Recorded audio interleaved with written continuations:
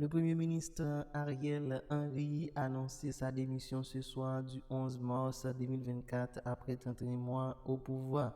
Selon nos sources, le docteur Henry, qui est jusqu'ici bloqué en dehors du pays en raison de la violence des gangs à Port-au-Prince, aurait annoncé sa démission au gouvernement lors d'un conseil des ministres organisé via Zoom. Son départ a été confirmé par la CARICOM qui a dit prendre acte de la démission du chef du gouvernement lors de la cérémonie de clôture de la réunion de haut niveau sur la crise haïtienne organisée ce lundi à Kingston, à la Jamaïque. Le gouvernement que je dirige démissionnera immédiatement après l'installation du conseil présidentiel, a indiqué le Premier ministre dans une adresse à la nation préenregistrée publiée peu après minuit. Henry remettra le pouvoir d'un conseil présidentiel de 7 membres décidé lors de la rencontre de haut niveau organisée lundi entre la CARICOM et des acteurs politiques haïtiens. Le Premier ministre a fini par annoncer sa démission après près de 2 semaines de violences dans la capitale haïtienne, contrôlée à 80% par les gangs armés.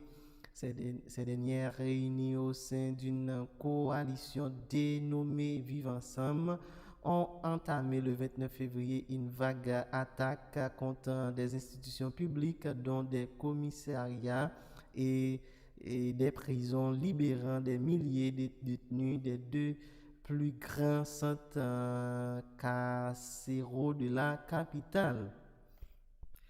La police nationale d'Haïti, PNH, a procédé à la cérémonie de graduation de sa 33e promotion de police hier, lundi 11 mars 2024, à l'École nationale de police ENP, route de Frères. 786 policiers font partie de cette nouvelle cohorte de policiers gradués par l'institution policière après une formation 4 mois conformément au nouveau curriculum.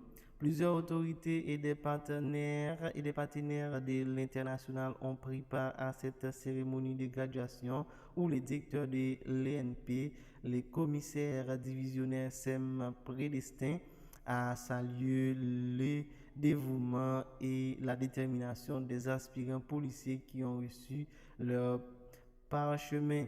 Présent lors de la cérémonie, le directeur général AI de la PNH, Franz LB, a rassuré que ces nouveaux policiers vont faire preuve de courage dans l'exercice de leurs fonctions et rester attachés à leur devise « protéger et servir », en s'impliquant dans la lutte contre la grande banditisme sous toutes ses formes. Il a ajouté que cette nouvelle cohorte de policiers seront aux côtés de ceux qui sont déjà engagés dans cette lutte contre cette guérilla urbaine.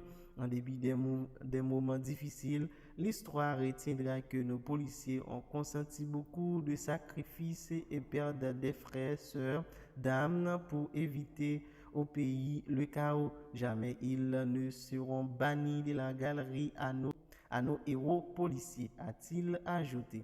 Le numéro 1 de l'institution policière a remercié de façon particulière tout le personnel de l'institution policière, le gouvernement haïtien et les partenaires internationaux qui ont apporté leur support et leur contribution jusqu'à la graduation de cette 33e promotion. Cette nouvelle promotion de police arrive dans un moment où la situation sécuritaire du pays est de plus bas. Depuis plusieurs jours, des gangs armés intensifient leurs actions de terreur un peu partout dans la région métropolitaine de Port-au-Prince. Pour soutiennent-ils obtenir la démission du Premier ministre Ariel Henry.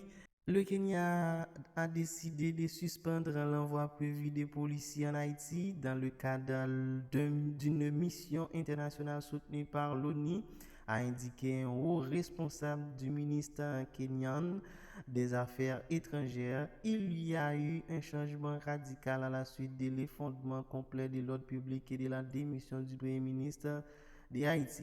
Ariel Henry a déclaré qu'Oris, un haut responsable du ministre Dès l'annonce de la suspension de la mission kenyane, les États-Unis ont réagi en affirmant qu'ils ne voyaient pas de raison de retarder cette mission.